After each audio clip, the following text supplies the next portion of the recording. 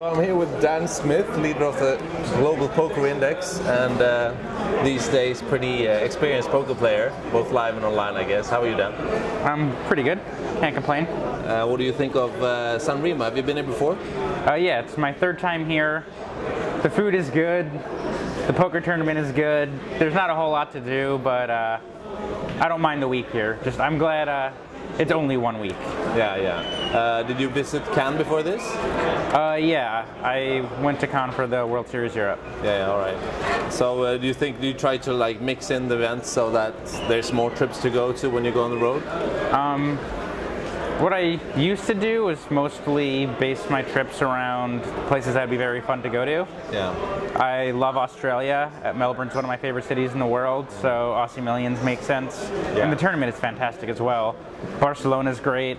I went there. Here, I wouldn't have done World Series Europe, but I'm in the running for Player of the Year, yeah. So I felt obligated to play a few more tournaments and try to accumulate some points.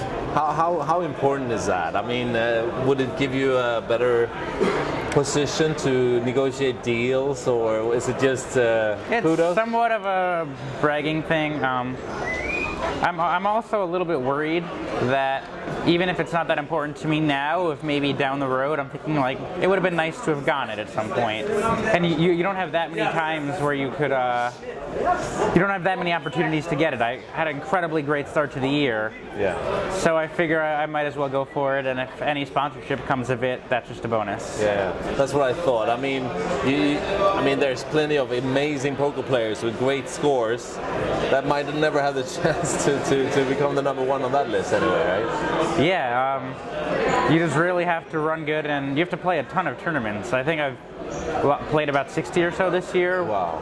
And you had a decent amount. Have you checked if you played 60? Do you know how many cashes you had out of those 60? No, but I would guess I've had about 13 cashes. With so, close to one of 4? Yeah, which is incredibly fortunate. Of course. It doesn't matter how good you are, you need to be fortunate.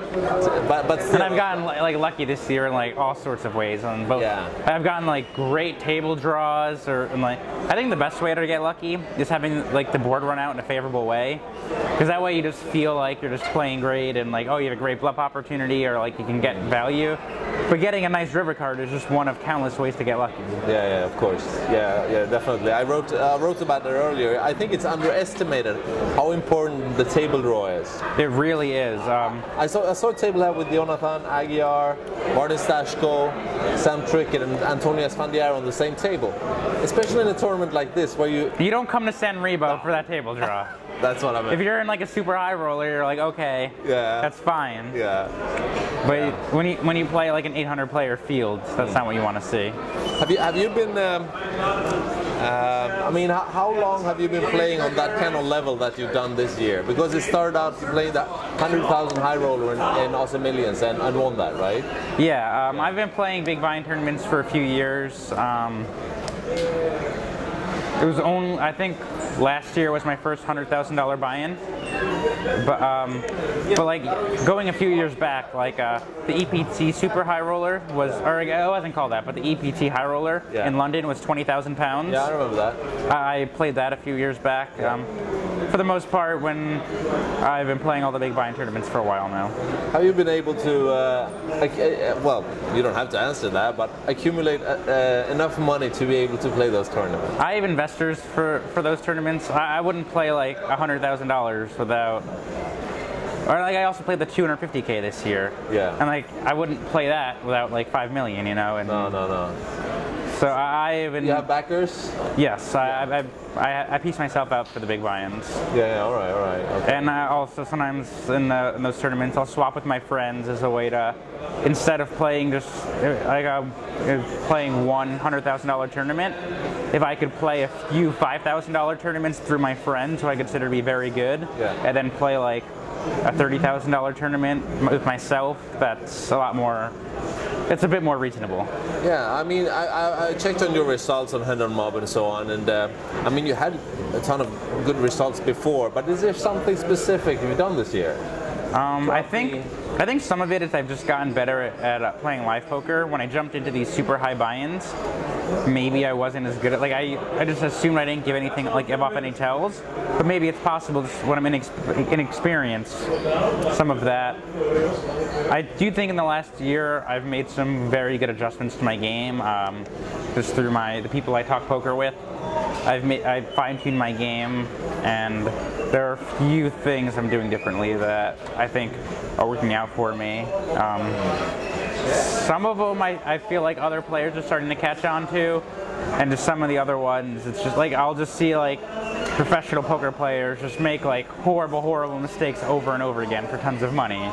So that's good for me. We discussed that in Cannes recently. How, for example, a player like Sam Trickett, specifically when it comes to high roller tournaments, that he's a favorite over a lot of other players. Would you say that there's a specific skill in a high roller tournament compared to a normal one? I think that our players there are people who are good at exploiting fish and just maximizing the most versus them, and I think there are people who are incredibly good at playing against other very good players. Yeah. It's a very different game. Like when you're playing against a complete amateur, like an idea of deception is completely irrelevant, you know, because he's only looking at his own hand. Yeah. When you're playing against someone who's world class, then like slow play might become a thing, or you just have to be aware that he is trying to figure out what you have. Yeah. So it becomes much more relevant. Yeah. All right. So I mean, what does it look like? Have you scheduled all the way through to the end of the year to make sure you get this title?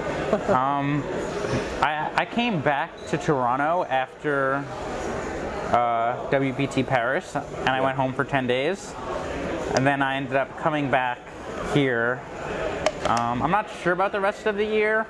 I think I'm going to take it easy for a little while, and I'm going to hope that like Kyle Julius or De Hamel, or I guess Helmuth is now in the running after his win. I haven't looked, but I assume he's up there.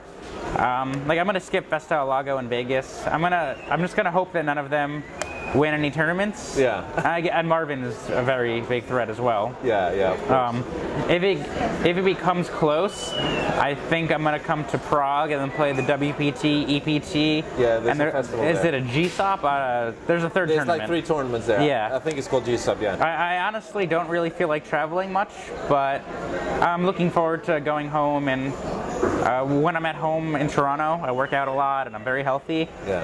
And when I travel, not so much. I look forward to having a little bit more of like a steady lifestyle. Yeah. But if it's close or like someone takes the lead, I'll have to fly back out here. Yeah, all right. Well, Dan, I hope to see you at some tournaments soon again, and we'll see how you're doing in that race. And it was nice meeting you. Good luck to you. Appreciate that.